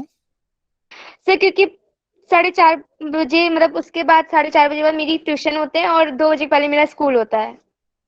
अच्छा अच्छा, ठीक है, देखते हैं। वो एक्चुअली दोनों की कंपेबिलिटी होनी चाहिए, सारे बच्चों की भी, कि सारे बच्चे कब तक घर पे आ पाते हैं, और दूसरी चीज टीचर की भी। ये क्योंकि सर। हाँ, उस समय एक्चुअली देखो वो हमको साल भर ऐसा नहीं होता है कि हमको मतलब एक्चुअली जिस कंपनी में काम करते हैं, जहाँ पे भी कोई वर्क करे, तो जनरली सैटरडे संडे छुट्टी रहती है। पर हमारे यहाँ क्या होता है कि टीचर्स जनरली सैटरडे संडे भी इन्वॉल्व रहते हैं, कभी टेस्ट पेपर बना रहे, कभी क्या बना रहे। वो जो छुट्टियां हमको जो मिलती है, वो आपके एग्जाम टाइम पे मिलती है। मतलब ऐसा जो हमारा ईयरली हॉलीडे रहता है ना, वो यही टाइम रहता है। अब उस स्लॉट में अगर टीचर क्लास लेता है तो थोड़ा सा वो भी ट्राई करेंगे कि आपके हिसाब से ही चले। ठीक है, लेकिन एक बार टीचर से बस कंफर्म करना होगा। ठीक है, बाकी आप ट्यूशन का थोड़ा आप देखो, ट्यूशन कोशिश करो छोड़ो। ठीक है। ये सब मैं देख रही हूँ उसे। हाँ हाँ मैंने तो छोड़ दिया, फिजिक्स का लगवाया था तो फिर सिलेबस कंप्लीट हो गया था, तो हाँ फिर हाँ। मैंने तो छोड़ ही दिया। मतलब क्योंकि आप खुद भी जानते हो कि यहाँ पे अगर कवर हो रहा है, देखो मैथ्स की तो कोई जाना मत। आपको मैं बता रहा हूँ, मैं पूरी कोशिश करूंगा कि आपको वेक्टर 3D इतना अच्छे से करा दो कि आपके एनसीईआरटी बोर्ड लेवल तो मिनिमम तो हो ही जाएगा, मेंस लेवल भी अच्छे से हो जाएगा। अभी क्लास में ढंग से नहीं ले पाया था कुछ दिनों से, लेकिन अब जैसे अगली कल की जो वाली जो क्लास होगी, इसमें आपका वेक्टर 3D बहुत गो थ्रू हो जाएगा, और इतने अच्छे तो अच्छे सर क्वेश्चन वेक्टर आपको 3D करूंगा। आज होगा या कल से स्टार्ट होगा? नहीं, कल से, आज तो नहीं लूंगा मैं। आज तो पूरा एक्चुअली मेरा मैं ना पीपीटी भी नहीं बना पाया आप लोगों जैसे के लिए। क्योंकि सर एग्जाम स्कूल में भी सर हुआ नहीं है, तो इसलिए सर करवा नहीं नहीं, दीजिएगा। वेक्टर 3D मैं काफी अच्छे से करूंगा, उसके लिए आप बिल्कुल वो रहिए। आप जैसे ही मेरा वेक्टर 3D मेरे यहाँ पे कंप्लीट होना, आप प्रीवियस ये जेई या फिर जैसे भी क्वेश्चन आपको जहां से भी अटेम्प्ट करना, आप अटेम्प्ट कर लेना। आपसे टारगेट ये है मेरा कि 70 to 80% आपको कहाँ से भी क्वेश्चन करोगे तो हो जाएंगे। ठीक है, इसलिए मैथ्स की ट्यूशन तो जो जाता हो तो बिल्कुल मत जाना, क्योंकि मेरा क्या रहता है कि मेरे जो इलस्ट्रेशन रहते हैं उसमें बोर्ड लेवल, एग्जाम्पलर लेवल, आपके मिसलेनियस टाइप के क्वेश्चन, वो सब मैं कवर करता हूँ। ठीक है। सर एक यस चीज सर। मुझे पूछनी थी। हाँ, बोलो। सर थोड़ा ना प्रायोरिटाइज करने में प्रॉब्लम हो जाती है, किस टॉपिक पे कितना टाइम दे, ये चीज। देखो मैंने बता रखा है, अगर आप पहले तो आप ये देखो कि आपके पास स्पेयर टाइम कितना है, अलग अलग बच्चों के पास अलग अलग रहता है, क्लासेस के अलावा सर सेल्फ तीन स्टडी के लिए टाइम चार कितने हैं? घंटे मिलते हैं, तीन चार से घंटे चार मिलते हैं, घंटे ठीक है, 4 घंटे मिल रहे हैं मान लो। ठीक है, अब 4 घंटे में आपके पास 3 सब्जेक्ट है, तो मान लो एक एक घंटा आप तीनों सब्जेक्ट के लिए ऑन एन एवरेज 1.5 घंटा या 1 घंटा मान लो दे रहे हो। ठीक है ना, मान लो चलो जैसे 70 मिनट या 80 मिनट है। अब 80 मिनट से तो उसमें करंट टॉपिक के लिए आप कितना होमवर्क करने के लिए आपको कितना टाइम, आपको उसमें भी है ना टाइमर सेट करना होगा, जैसे अगर सर ने कितने क्वेश्चन दिए हैं तो 40 से 45 मिनट में करंट टॉपिक को निपटाना है, फिर बचा हुआ जो आधा घंटा या 40 मिनट है उसमें पुराने टॉपिक को उठा, तो पुराना टॉपिक तो आप वो 40 मिनट में एक दिन में नहीं कर पाओगे, तो हो सकता है उस पुराने टॉपिक को 40-40 मिनट करके 3 स्लॉट 3 दिन में करें, तो 3 दिन में उसको निपटाओ। लेकिन आपको टारगेट सेट करना होगा। अब उसमें मान लो जैसे आपने सोचा कि चलो मैथ्स की अगर मैं बात करूं कि मुझे अब लिमिट्स हो चुका है, तो लिमिट्स का मुझे अब करना है कवर, तो मेरे को डेली के एक सब्जेक्ट के हिसाब से 40 से 45 मिनट मिलेंगे, तो अगर मुझे 2 दिन मिले तो 2 दिन में लिमिट्स हो जाएगा, तो 2 दिन सर में हो जाना चाहिए। हाँ क्वेश्चन ना बने बीच में, सर सिर्फ मैं कंटिन्यूटी कर रही हूँ तो मेरे से कुछ क्वेश्चन नहीं बन रहे हैं। हाँ, तो एक काम ये मैं भी करने भी वाला हूँ कि संडे से या फिर अभी सैटरडे, मतलब संडे से ही मोस्ट प्रोबेबली एक आपका ग्रुप बना दूंगा सारे बच्चों का, जिन जो जो जो भी इन 2 बैच में है, उसमें से वो डाउट डिस्कशन ग्रुप रहेगा, उसमें हर सब्जेक्ट के 2-2 टीचर्स अवेलेबल रहेंगे। जैसे मान लो अगर मैं बिजी रहा तो मेरी जगह कोई और मैथ्स का टीचर होगा, तो वो उसको सॉल्व करके आपका सॉल्यूशन भेज देगा। मतलब उसमें बच्चे भी भेज सकते हैं, जैसे मान लो आपको लग रहा है कि किसी बच्चे ने काफी अच्छा क्वेश्चन भेजा है और आपको वो आता है, तो आपको यस 5 सर। आपने अगर कर रखा है सॉल्व, तो आप बच्चे भी आपस में उसका डाउट डिस्कशन भेज सकते हैं। जैसे 5 मिनट लगेंगे आपको सॉल्व करके भेजने में, किसी की हेल्प हो जाएगी, ठीक है। बाकी टीचर्स तो उसमें अवेलेबल रहेंगे ही सही, ठीक है। तो आप पूरे दिन में जब भी जितने भी क्वेश्चन सॉल्व करो आप उसमें डाउट्स भेजते जाना, वो डाउट्स ग्रुप अलग बनाएंगे मेन ग्रुप के अलावा, ठीक है। Yes sir, thank okay, you अच्छा सर। एक चीज और मुझे बतानी थी, जिनके भी कैटेगरी हैं और उनके पास कैटेगरी सर्टिफिकेट अगर नहीं है तो वो प्लीज बनवा लेना, क्योंकि वो एग्जाम फॉर्म में काफी यूज मतलब काम आएगा, और उसमें आपको हेल्प भी होती, तो वो जरूरत भी पड़ती है उसके आगे भी, अभी भी जरूरत पड़ेगी और आगे भी जरूरत पड़ेगी, तो जो जो सर भी फादर कैटेगरी का चल सकता है? आपका नहीं आपके नाम का भी होगा ना, सर मेरे नाम का नहीं, मेरे फादर का है लेकिन। अगर बन वो तो सकता है तो बन बनवा जाएगा। लेना, बनवा लो, अलग से बनवाना पड़ेगा आपको, ठीक है। तो उसके लिए एप्लीकेशन है, जो भी प्रोसेस है वो अभी कर लेना, क्योंकि जैसे फॉर्म वगैरह निकलेंगे फिर दिक्कत आ जाएगी बाद में। यस तो सर। मतलब अभी से स्कूल स्कूल में जुड़वा दें सर्टिफिकेट को? हाँ, मतलब वो जो भी प्रोसेस रहता है, मुझे आइडिया नहीं एक्चुअली, लेकिन जो भी प्रोसेस रहता है सर्टिफिकेट का, वो आप बनवा के रख लेना। आप थोड़ा हेल्प स्कूल टीचर से बात कर लेना, अपने घर पे बात करना कि कैसे सर्टिफिकेट वगैरह बनवाते हैं। लेकिन ये सर्टिफिकेट का काम सब लोग प्रायोरिटी पे करना, मतलब ताकि, क्योंकि ये बहुत ज्यादा आपके काम आएगा, मतलब जरूरत पड़ेगी सही इसकी, ठीक है। जो जो भी कैटेगरी जिनकी जैसी भी है, जो अप्लाई कर सकते हैं, तो वो लोग अपना सर्टिफिकेट रेडी रखना। और सर ईडब्ल्यूएस का? हाँ, ईडब्ल्यूएस का भी लगेगा, वो भी आपको बनवाना रहेगा। तो आपके यहाँ जैसे स्टेट का अलग अलग रहता है, जैसे राजस्थान का, तो राजस्थान का ईडब्ल्यूएस का सर्टिफिकेट अलग बनता है। अब आप दिल्ली के हो तो दिल्ली के हिसाब से देखना वहाँ पे कैसे ईडब्ल्यूएस का बनता है सर्टिफिकेट, वो भी आपको उसकी स्कैन कॉपी फॉर्म के टाइम अपलोड करनी होगी, ठीक है। और आपके ये सारे ये आइडेंटिटी कार्ड तो है ना, मतलब एक आधा वोटर कार्ड और ये तो बना हुआ है, सॉरी आधार बना हुआ है सबका। Yes sir. हाँ, यस सर। जिसका अच्छा, दूसरी चीज, अगर आपकी मार्कशीट में जो 10th की मार्कशीट और आधार आधार में अगर नेम में अंतर हो, तो अगर हो सके तो वो चेंज करवा लेना, कोशिश करना, ठीक है। मतलब अगर मान लो आपकी मार्कशीट में नाम अलग है और आधार कार्ड में नाम अलग है, तो आधार कार्ड में चेंज हो सकता है, ठीक है। तो वो काम जरूर करवा लेना, क्योंकि ये सब सर आप छोटी छोटी। सर आप पीएनसी स्टार्ट कीजिएगा तो 26 के बाद कीजिएगा। ठीक है, ठीक है, देखते हैं, हाँ जैसा भी होगा। सर वो प्रिंटेड मटेरियल्स का कब तक होगा? अच्छा, उन्हीं में ना मैं आज ही बात करता हूँ उससे रिलेटेड। सर आपने हार्ड कॉपी भी बोली थी कि समीर सर ने की हार्ड कॉपी भी मिलेगी, लेकिन सर नहीं मिली। हाँ, वही बोल रहे प्रिंटेड मटेरियल, वो मैं पूछ लेता हूँ क्या हुआ, क्योंकि प्रिंट के लिए जा चुकी थी, मैंने 40-50 प्रिंट करवाने को बोला था, ठीक है। तो मैं पूछ लेता हूँ आज, मोस्ट प्रोबेबली मंडे तक मैं आपको कंफर्म करके बता दूंगा, ठीक है। सर कुछ सिलेक्टेड स्टूडेंट को ही मिलेगी ना वो तो? हाँ, ये जो 2 ग्रुप, मतलब जो आपका ग्रुप है ना, उन्हीं को मिलेगी, सबको नहीं मिलेगी।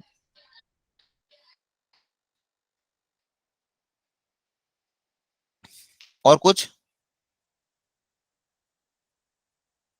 No sir. No sir. चीज ठीक है, पूछनी थी। हाँ बोलो। हाँ, सर जैसे मैं 1 घंटा पढ़ने बैठता हूँ तो सर उसमें मैं जितना टारगेट लेके बैठता हूँ सर उतना हो नहीं पाता है। हाँ, तो वो आपको मतलब प्रैक्टिकल टारगेट लेना होगा। जैसे अगर आप 1 घंटे में मान लो क्वेश्चन सॉल्विंग के लिए कर रहे हो और टॉपिक आपको अच्छे से आता है और आपको उसके क्वेश्चन प्रैक्टिस करने हैं, तो आप 1 घंटे के हिसाब से मेरे हिसाब से 20 से 25 क्वेश्चन, 20 क्वेश्चन या 25 क्वेश्चन ट्राई कर सकते हो उस टॉपिक के। 20 क्वेश्चन हो गए है ना। और मान लो फिर या तो आपका टारगेट आप बहुत ज्यादा बड़ा ले रहे हो, या फिर आप या तो फिर कहीं ना कहीं कंसंट्रेशन में दिक्कत है, या फिर आसपास के माहौल में दिक्कत है, या फिर आप सही तरीके से उसको नहीं पढ़ रहे हो। ठीक है, पर हो सकता है आपका क्वेश्चन टाइम टारगेट या तो बहुत ज्यादा हो। सर पर क्वेश्चन टाइम बहुत चला जाता है, 15-20 मिनट। हाँ तो फिर आप नहीं इतना तो आपको देखो, कभी भी क्वेश्चन अटेम्प्ट करो ना, जैसे अगर मान लो प्रैक्टिस कर रहे हो, तो ये तो एक चीज हमेशा ध्यान रखना, जैसे मैंने एक बार देखा भी था कि आपके फिजिक्स वाले सर आपको टाइमर लगा के क्वेश्चन करवाते हैं। ठीक है, तो अगर आप घर पे ही प्रैक्टिस कर रहे हो ना, तो आपको टाइमर के हिसाब से ही करना है। एग्जाम जैसे देते हो ना, वैसी प्रैक्टिस घर पे होनी चाहिए, क्योंकि वही हैबिट आपकी फिर एग्जाम में भी हो जाएगी। बहुत सी बार मैंने बच्चों को ये देखा कि वो सोचते हैं कि चलो घर घर पे प्रैक्टिस करें, तो उसमें कभी कभी 15 मिनट, 20 मिनट, 25 मिनट दे रहे हैं, तो वो तो बहुत बड़ी मतलब बहुत बड़ी गलती है। अगर आप ऐसा करते हो तो आप 10 मिनट से ज्यादा किसी क्वेश्चन को दे ही नहीं सकते। मतलब 10 भी बहुत ज्यादा बता रहा हूं मैं। अगर आप उस टॉपिक का रिवीजन कर रहे हो, 5 से 7 मिनट में अगर क्वेश्चन नहीं आता तो उसका सॉल्यूशन देखो, उसको सीखो और आगे बढ़ो। ठीक है, और कभी भी अगर मान लो प्रैक्टिस भी कर रहे हो ना, टाइमर रखो साथ में, कि जैसे एग्जाम में मेरे पास क्या रहता है कि मुझे 1 घंटे में 25 क्वेश्चन सॉल्व करने रहते हैं। तो आपका भी टारगेट होना यही चाहिए कि 20 से 25 क्वेश्चन आपका उस टाइमर में। अगर मान लो आपने क्वेश्चन पढ़ा, 2 से 3 मिनट में आपको लग रहा नहीं हो रहा, तो आप एग्जाम में भी क्या करते हो, छोड़ के आगे बढ़ते हो ना, तो वैसे ही यहाँ पे भी करो। 1 घंटे में मान लो आपने 25 क्वेश्चन अटेम्प्ट कर लिए, उसमें से आपको मान लो 15 क्वेश्चन हुए, 10 क्वेश्चन नहीं हुए। फिर अगले आधे घंटे में उन 10 क्वेश्चन को आप सॉल्यूशन से समझ के बढ़ जाओ, तो आपका 1.5 घंटा में आपको पूरा काम हो गया, और सॉल्यूशन भी आपने देख लिया, सारे क्वेश्चन भी अटेम्प्ट हो गए। और यूं आप अगर ऐसी प्रैक्टिस करने बैठोगे ना, तो 2 घंटे भी हो जाएंगे तो भी 25 क्वेश्चन नहीं होंगे, अगर एक एक क्वेश्चन को इतना डिटेल टाइम दोगे। तो कभी भी ध्यान रखो, चाहे कोई भी सब्जेक्ट हो, टाइमर सेट करके ही आपको प्रैक्टिस करनी है। जैसे एग्जाम देते हो ना, वैसे ही प्रैक्टिस घर पे हो, क्योंकि देखो होता क्या है, एक हमारे सर थे, हमको यही बोलते थे कि आपकी जो हैबिट रहती है ना, वही आपके एग्जाम में रिफ्लेक्ट करती है। ऐसा नहीं होगा कि आप मान लो एग्जाम के जो 2 महीने पहले घर पे अलग तैयारी करो, फिर एग्जाम के दिन एक दिन आप बदल जाओ, वो हैबिट चेंज नहीं होती है। ठीक है, अगर आप प्रैक्टिस घर पे जब प्रैक्टिस करते हो, वो एग्जाम जैसी प्रैक्टिस करोगे ना, तो आपके मेन एग्जाम में भी वैसे ही रिफ्लेक्ट होगा। ठीक है, ओके सर। हाँ ये सबके लिए मतलब ये बहुत अच्छी चीज है कि आप घर पे, इससे आपका टाइम भी सेव होगा और आप इफेक्टिवनेस भी ज्यादा आएगी। ठीक है, कि अगर आप मान लो जो भी सब्जेक्ट लेके बैठो, तो टाइम आपको पहले डिसाइड कर लो कि मुझे इतने में करना, हो रहा है तो करेंगे, नहीं हो रहा तो छोड़ के आगे बढ़ेंगे। जैसे एग्जाम में छोड़ना ही पड़ता है ना अल्टीमेटली, आप उसके पीछे तो पढ़ नहीं सकते 10 से 15 मिनट, छोड़ दो उसको, आगे बढ़ो, फिर इसका सॉल्यूशन देखो, फिर आपको देखो कि कहाँ गलती हुई, कि यार ये मुझसे होना चाहिए था, ये मैंने फॉर्मूला भूल गया, या फिर मैंने क्लिक नहीं करा, क्वेश्चन इजी था, तो आपको फिर दिमाग में रहेगा कि अगली बार मुझे ध्यान रखना है कि ऐसे भी हो सकता है। ठीक है, मतलब मिस्टेक से फिर सीखो कि मैंने क्वेश्चन ये छोड़ना नहीं चाहिए था, मुझे ढंग से अटेम्प्ट करना चाहिए था, अगर मान लो सॉल्यूशन देखने के बाद आपको ये लगता है तो। ठीक है, लेकिन आप सर ज्यादा अपनी टाइम दो ही मत। हाँ बोलो, अपनी प्रैक्टिस करते वक्त 5 मिनट्स काफी हैं? क्या कह रहे हो?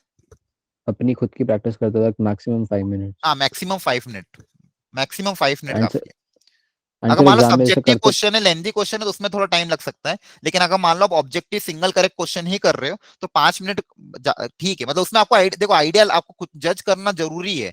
नहीं तो अगर आप मान लो ऐसे में क्या होता है, जनरली ज्यादातर बच्चों के साथ ये होता है, तो फिर प्रॉब्लम क्या आती है, एग्जाम में पेपर उनका छूट जाता है, और जेई में तो फिर छूट ही जाएगा अगर आप क्वेश्चन को जज नहीं करना पाओगे तो। क्वेश्चन को जज करना मतलब क्या है, कि जैसे मान लो आपको 5 मिनट आपने दे दिया और आपको खुद से अंदर से हो जाना चाहिए कि यार मुझसे नहीं होगा ये, क्योंकि मुझे इसका कॉन्सेप्ट नहीं पता है, फिर मुझे लग रहा है कि इसमें नहीं कर पाऊंगा।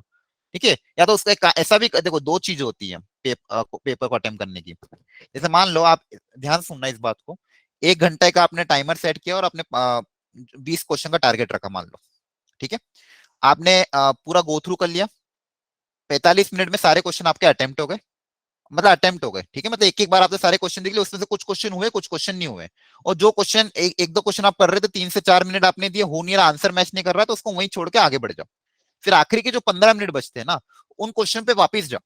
अब होता है कि कभी कभी अपन कोई ऐसी मिस्टेक करते जो उस समय दिखती नहीं है, लेकिन अगर आप कुछ क्वेश्चन अटेम्प्ट करने के बाद, थोड़े टाइम के बाद जब उस क्वेश्चन पे वापस जाते हैं, तो अपन को पता चलता है अरे अपन ने 2 की जगह 3 लिख दिया, या फिर यूनिट कन्वर्जन में भूल गए, या फिर ये छोटी सी मिस्टेक, मतलब जो सीधी मिस्टेक तुम बोलते हो वो हो गई है, तो उस समय क्लिक कर देगा, उसका सोल्यूशन आ जाएगा। तो बहुत सी बार क्या होता है कि अपन कोई मिस्टेक कर देते हैं, अपना आंसर मैच नहीं करता, और अपन ढूंढते ही रहते हैं उस समय कि क्या मिस्टेक हो रही, क्या मिस्टेक हो रही, वो दिखती नहीं, लेकिन वही चीज अगर अपन कुछ टाइम बाद देखते तो वो दिख जाती है। ठीक है, ये प्रैक्टिकल है, बहुत बड़ी चीज है, तो इसको आप ध्यान रखना। आप अटेम्प्ट करो, आपको लग रहा है 3 से 4 मिनट में नहीं होगा, तो उसको वहीं पे पेंडिंग रखो, आगे बढ़ जाओ, फिर वापस से आखिरी के 15 मिनट में उस क्वेश्चन को रीअटेम्प्ट करना। तो उसमें थोड़े से चांसेस बढ़ जाते हैं उस क्वेश्चन के वापस होने के, आपको कहीं ना कहीं मिस्टेक दिख जाती है, और उसको आपको कोई ना कोई आइडिया क्लिक कर जाता है। ठीक है। आया समझ में क्या समझा है? हेलो, यस सर आया। है ना? ये यस चीज सर। ये आप ये अभी जब पेपर हो रहे हैं ना उसमें भी एक बार करके देखना, पूरा अटेम्प्ट कर लो, ज्यादा टाइम मतलब फिर उसको वो लिख के रखना, जैसे उसी पे, जैसे आपके पास जो कॉपी रहती है या फिर जिस भी पेज पे आप लिखते हो उसको वहाँ रख लो, या फिर साइड में रख लो, या उसको मोड़ के रख लो, या फिर उस पे कुछ स्टार मार्क करके रख लो। फिर वापिस उस पे आओ कि कहाँ मिस्टेक हो रही है। कभी मैक्सिमम बहुत सी बार होता ही होगा मैथ्स में भी कि आप पूरा क्वेश्चन आपको आता है, कॉन्सेप्ट पता, आपने सॉल्व भी कर लिया, लेकिन आंसर मैच नहीं कर रहा है। ठीक है, तो वो उस समय गलती भी नहीं दिख रही है वो, तो वो गलती उस समय दिखेगी भी नहीं, क्योंकि अपना माइंडसेट क्या है, उसी डायरेक्शन में सोचता है। लेकिन उसी गलती को अगर आप आधे घंटे बाद देखोगे तो चांसेस हैं कि वो दिख जाएगी।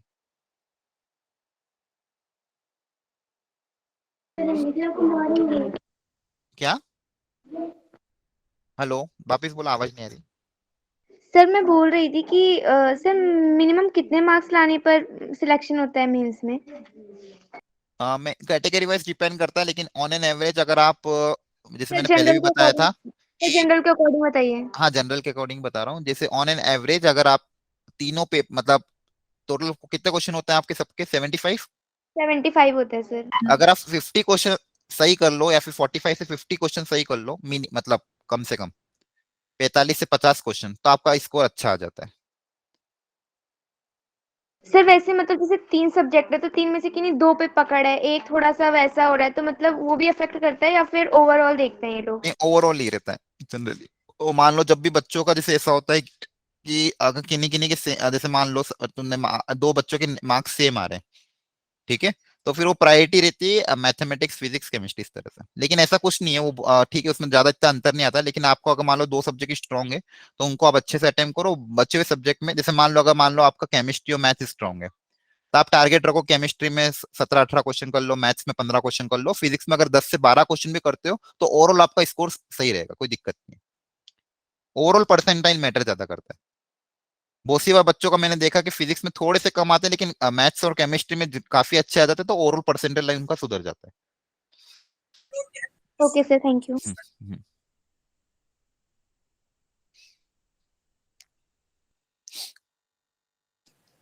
ठीक है, और किसी को कुछ पूछना है? सर मैंने मतलब अभी आपने जैसे बोला फिजिक्स और केमिस्ट्री कुछ का स्ट्रांग है, तो मतलब सर मेरा भी ऐसा ही है, फिजिक्स में हम्म, थोड़ी दिक्कत है, केमिस्ट्री और मैथ सही है। हम्म, तो लेकिन जो पिछली बार के भी पेपर आए हैं उसमें मैथ्स काफी टफ आ गया एकदम से। हाँ, मैथ्स टफ रहेगा, हाँ हाँ सही है। तो सर देखो, ऐसे ये कुछ इसके लिए आपको प्रिपेयर रहना है। मतलब मैं यूं नहीं बोलूंगा कि मैथ्स के सारे क्वेश्चन सही हो जाएंगे, प्रिपेयर आपको रहना है कि कुछ भी हो सकता है। हो सकता है मैथ्स काफी टफ आ जाए, हो सकता है फिजिक्स काफी टफ आ जाए, हो सकता है केमिस्ट्री काफी टफ आ जाए। ठीक है, तो कुछ भी अपन इस तरह से नहीं, ये कभी भी नहीं हो सकता कि यार मेरी मैथ्स बहुत स्ट्रांग है तो मेरे लिए मैथ्स आसान होनी चाहिए उस पेपर में, नहीं। हो सकता है आपकी मैथ्स बहुत ज्यादा स्ट्रांग है लेकिन उस साल वो मैथ्स टफ आ जाएगी, तो आपको हो सकता है केमिस्ट्री काफी अच्छा चल जाए। ठीक है, तो आपको टारगेट तो यही करना है कि तीनों सब्जेक्ट को आप प्रॉपरली अपना ग्रिप बनाओ। और एक आधा सब्जेक्ट स्ट्रांग हो सकता है, कोई दिक्कत नहीं, अच्छी भी बात है, एक आधा सब्जेक्ट स्ट्रांग होता है तो उसको आप प्रॉपर उसमें आपकी उसमें ज्यादा परसेंटाइल स्कोर करो, ताकि बचा हुआ दूसरा सब्जेक्ट जिसमें काम आए वो उसको कवर कर ले। ठीक है, लेकिन अगर आपको जैसे होता है क्या है, कभी कभी मैथ्स के क्वेश्चन करने में किसी किसी को लगता है कि नहीं यार चलो मजा आ रहा है, या फिर इतना वो नहीं लगता है। वहीं पे फिजिक्स के क्वेश्चन बहुत सी बार लगते हैं कि यार हो नहीं रहे, या फिर ऐसा नहीं हो रहा, तो उसमें ज्यादा टाइम देते नहीं, मतलब वो हो जाता है। लेकिन आप मैथ्स भी अच्छे से रखो, लेकिन तीनों सब्जेक्ट में मतलब ऐसा नहीं करना कि बिल्कुल ही छोड़ दो। ठीक है, और माइंडसेट ऐसा ही रखना हमेशा कि पेपर कैसा भी आए, अटेम्प्ट चाहे टफ आए बहुत इजी आए, आपका अटेम्प्ट अच्छे से करना है, क्योंकि अगर टफ ज्यादा टफ हुआ तो सबके लिए टफ होगा। आपको उसमें कोशिश करना मैक्सिमम टू मैक्सिमम स्कोर करने की। सर हमें इंटीग्रेशन में मुझे सर दिक्कत होती है। इंटीग्रेशन में दिक्कत होती है, अच्छा ठीक है, तो इंटीग्रेशन का मैं आपको ये सजेस्ट करूंगा कि उसको टॉपिक वाइज सॉल्व करो। जैसे पहले सब्स्टिट्यूशन के क्वेश्चन आपने सॉल्व कर लिए, फिर बाई पार्ट्स के कुछ क्वेश्चन सॉल्व कर लिए। अगर आपने एनसीईआरटी सॉल्व नहीं कर रखी है प्राइमरी लेवल पे, तो एनसीईआरटी पहला टारगेट तो आपका यही होना चाहिए कि एनसीईआरटी पूरी सॉल्व होनी चाहिए, उसमें सर मिसलेनियस बच्चा था। एनसीईआरटी तो सॉल्व कर लिए सर, उसमें सर क्वेश्चन आते हैं उससे कैसे पहचाने कि ये सर क्वेश्चन बाय पार्ट से हो रहा है या सब्स्टिट्यूशन से, ये सर समझ में नहीं आता, हाँ, तो फिर आप इसमें कैसे लगाया। फिर आपको यही कह रहा था मैं कि आपको टॉपिक वाइज प्रैक्टिस करना जरूरी है। जैसे मैंने आपको असाइनमेंट में जो दिया था इंटीग्रेशन का, ठीक है, उसमें शायद टॉपिक वाइज भी दिए थे, मैंने सब्स्टिट्यूशन के दिए थे, फिर बाई पार्ट से क्वेश्चन दिए थे, फिर रूट यस सर। क्वाड्रेटिक वाले क्वेश्चन अलग अलग दिए थे। ठीक है, तो वो उनको ढंग से प्रैक्टिस करो पूरा। वो होने के बाद फिर एक इंटीग्रेशन का शॉर्ट 1 आवर का पेपर सॉल्व करो, जिसमें सारे मिक्स क्वेश्चन आए। ठीक है, जो मॉड्यूल या किसी भी मॉड्यूल के पीछे या किसी बुक के पीछे जो मिक्स क्वेश्चन रहते हैं, 30 क्वेश्चन या 25 क्वेश्चन, उसको सॉल्व करके देखो, फिर देखो कि कहाँ मेजर प्रॉब्लम आ रही है। फिर अगर मान लो लग रहा है कि इस टॉपिक में मेरे से क्वेश्चन नहीं आ रहा, तो उस टॉपिक को अलग से रिवाइज करो। बाकी आपको मैंने थ्योरी तो पूरी प्रोवाइड कर रखी है कि अगर यस साइन आता है तो साइन में क्या सब्स्टिट्यूशन अप्लाई करना है, साइन स्क्वायर आता है तो उसमें ये सब्स्टिट्यूशन, रूट आता है तो इसको टी स्क्वायर मानना है। ठीक है, नोट्स देखोगे तो उसमें थ्योरी पूरी कवर है। मतलब जो जो वेरायटी हो सकती थी, एक वेरायटी बाकी रह गई थी जो मैं उस समय भूल गया था और आपने भी याद नहीं दिलाया, वो उसके क्वेश्चन मुझे करवाने थे लिमिट ऑफ द सम के, और वो मैं कवर भी करूंगा अभी। मैंने सोचा था कि वेक्टर कंप्लीट होने के बाद एक दो टॉपिक जो थे छोटे छोटे इंटीग्रेशन के, वो बाकी रह ही गए थे। हाँ सर, मुझे आपसे लेसन पूरा समझना था। हाँ वो क्या, हेलो, सर मुझे सर एक बार एओडी के बारे में पूछना सर, मेरे को थोड़ा सा डिफिकल्ट लगता है सर, समझ नहीं आता उसमें क्वेश्चन कैसे होंगे। नहीं एओडी में देखो, एओडी तो क्या है, पूरा एप्लीकेशन बेस्ड है, उसमें रेट ऑफ चेंज का तो अलग ही क्लिक दिख जाएगा कि रेट ऑफ चेंज पूछा है। सर रेट ऑफ चेंज तो हो जाता है sir, maximum tangent exam normal के में लिए भी आपका स्ट्रेट change लाइन थोड़ा जाता है। स्ट्रांग होना चाहिए, टेंजेंट नॉर्मल के लिए थोड़ा सा स्ट्रेट लाइन आपको पढ़ना होगा। और फिर अगर बात करो मैक्सिमम मिनिमा की, उसमें थोड़ी वैरायटी बन जाती है, वो फंक्शन वंक्शन मिक्स होकर थोड़ा क्वेश्चन टफ लेवल का हाँ सर, वो थोड़ा कंफ्यूजन सा हो जाता है सर उसमें। हाँ तो वो प्रैक्टिस से ही जाएगा। जैसे मैं आपको बताया ना, आप टारगेट बनाओ कि जैसे 3 दिन में मैं अपना एओडी निपटाऊंगी, तो 3 दिन में आप एओडी की प्रैक्टिस करो। 4 दिन में लेना तो 4 दिन ले लो। आपको इंटीग्रेशन टफ लगता है तो 3 से 4 दिन उसकी प्रैक्टिस करके ये टाइम टेबल बनाओ खुद के लिए कि अगले आने वाले 20 दिन मेरे कैसे होने चाहिए। उसमें मुझे स्कूल के लिए जो तैयारी करनी है उसमें मैं इस स्लॉट में करूंगा, बच्चे हुए स्लॉट में क्लासेस रहेगी, बच्चे हुए स्लॉट में मेरे ये पुराने पुराने टॉपिक करने हैं। उसमें टीचर्स की हेल्प आप ले सकते हो, या फिर जो आपको पुराना असाइनमेंट मिला है ना उसको आप अटेम्प्ट कर सकते हो, क्योंकि पुराना असाइनमेंट आपने जो पहले अगर कर रखा है उसको री अटेम्प्ट करोगे तो उसमें टाइम भी कम लगेगा। ठीक है, जो आप मतलब नया कुछ मत ढूंढो, अगर आप पुराना ही करोगे तो ज्यादा अच्छा रहता है। पुराने आकर आपके पास कम क्वेश्चन है तो उन्हीं क्वेश्चन को री अटेम्प्ट कर लो,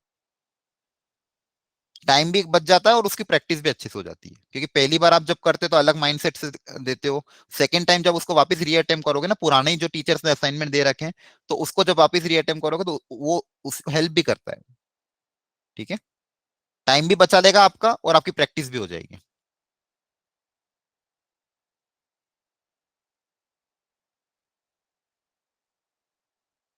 हाँ, और कोई दिक्कत बताओ। ठीक है, चलो ये 2-3 पॉइंट्स जो आपने बताया, इसका फटाफट इसका सॉल्यूशन निकालूंगा। पहली चीज आपका मैं बात करता हूँ ऑर्गेनिक का रिवीजन के लिए, और आपने जो टॉपिक बताया था आयनिक मतलब इक्विलिब्रियम वाला। सेकेंडली मैथ्स का अपन ये जो पीएनसी वाला ये ट्राई कवर करेंगे आपके एग्जाम्स के बीच में क्लासेस ले लेके। ठीक है, मैं शेड्यूल के हिसाब से पूरा प्लान बनूंगा आपका 15 दिन का। ठीक है, और दूसरी चीज आपको एग्जाम के बाद ही उसका पेपर का सॉल्यूशन मिल जाएगा, और hard copy of the material की। ठीक है, सर और हार्ड कॉपी कब? हाँ मैं बात करता हूँ आज, आज तो नहीं हो पाएगी, कल ही बात करता हूँ। तो सर आपको ये कल, हार्ड कॉपीज हमारे स्कूल में अवेलेबल मतलब हमें मिलेंगी या मतलब कैसे हमें पहुंचाई हाँ जाएंगी? स्कूल में ही आप जब एग्जाम देने जाओगे ना। Okay sir. हाँ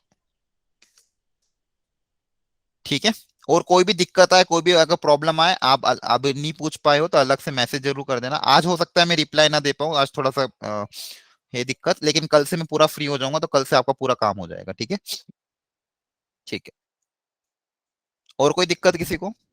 सर आपने जो वेक्टर्स के क्वेश्चन भेजे थे वो इस ग्रुप पे नहीं भेजे हैं सर, आपने G7। अच्छा G7 पे, ठीक है, मैं उस पे डाल देता हूँ। मुझे एक्चुअली लग रहा था क्योंकि बाकी बच्चों का तो सर चेंज हो गया है, तो ये दो ही जितने बच्चे हैं इसी पे ही हैं। ठीक है, मैं उस पे अलग से डाल दूंगा। और कोई दिक्कत? No sir. No sir. चलिए ठीक है ना।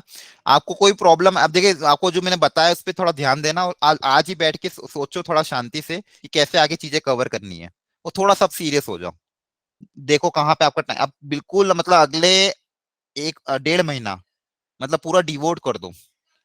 ये 1.5 महीने की मेहनत है ना, बहुत काम आएगी। फेब फेब्रवरी में क्या है कि फिर टाइम मिलता नहीं है। ठीक है, पूरा टाइम आपका चला जाएगा। ये अगला 1.5 महीना ही आपकी पूरा आगे की मतलब डिसाइड करेगा कि आपको कितनी रैंक आएगी, क्या कॉलेज मिलेगा, अगले 4 साल आप कहाँ पे बिताओगे। ठीक है, कंपटीशन बहुत ज्यादा है, लेकिन उससे डरना नहीं है। अपनी आपकी जितनी एबिलिटी, आपकी जितनी कैपेसिटी है उसके हिसाब से आपको अपना 100% देना। बाकी से कंपैरिजन कभी मत करना, क्या ये ज्यादा वो है, इसका ज्यादा आएगा, उसका ज्यादा आएगा, कंपैरिजन कभी एंड कर ही नहीं सकते हो। ठीक है, चाहे इस क्लास का टॉपर होगा, उससे भी अच्छा कोई ना कोई बच्चा होगा, और जो सबसे अच्छा अपन को मानता है उसको भी कुछ उनसे भी अच्छे बहुत होंगे। तो कंपैरिजन कभी किसी से मतलब खुद की ही देखना कि मुझे अच्छा करना, और ईमानदारी रखना, बस ऑनेस्टी सबसे ज्यादा रखनी ही रहेगी। जितने भी पेपर दो उसमें ऑनेस्टी रखो, पूरी ईमानदारी से अटेम्प्ट करो, कॉपी पेन आसपास कुछ मतलब बुक्स वगैरह नोट्स वगैरह आसपास नहीं होना चाहिए, पूरी ईमानदारी से उसको अटेम्प्ट करो। ऑनलाइन किसी सोर्स का यूज मत करो पेपर देते टाइम, ठीक है। ईमानदारी से पेपर दो और ईमानदारी से अपने घर पे तैयारी करो, ठीक है। हो सकता है आपके मतलब घर पे हो सकता है मतलब पेरेंट्स को पास टाइम नहीं हो, वर्क करते हो तो आपको इतना टाइम नहीं दे पाए, लेकिन आप अब 12th में आ चुके तो अपनी प्लानिंग खुद से कर सकते हो, ठीक है।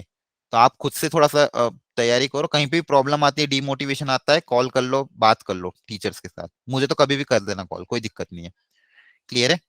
और कोई भी प्रॉब्लम आती किसी भी सब्जेक्ट से रिलेटेड, मेरे मेरे सब्जेक्ट से रिलेटेड आती तो आप पहली बोल देना कि सर ये आपने ये अच्छे से नहीं पढ़ाया, फिर ये इसमें हमको दिक्कत है। फिजिक्स में कोई दिक्कत आती है, केमिस्ट्री में कोई दिक्कत आती है, बताओ, कोई दिक्कत नहीं है, ठीक है। चलिए, ऑल द बेस्ट। आज क्लास नहीं ले पाए, लेकिन ये बात करना मेरे लिए बहुत जरूरी था। कल से आपका क्लास वेक्टर 3D एकदम प्रॉपरली चलेगा, अब मिस मत करना क्लास कल से। और मैं आपको मतलब ये वो कह रहा हूँ कि आप वेक्टर 3D की क्लास ढंग से अटेम्प्ट करना, सारे क्वेश्चन आपके हो जाएंगे, ठीक है, डरना मत। चलिए ठीक है, okay everyone, thank you everyone, bye bye, good night, thank you, bye bye, bye sir. Bye.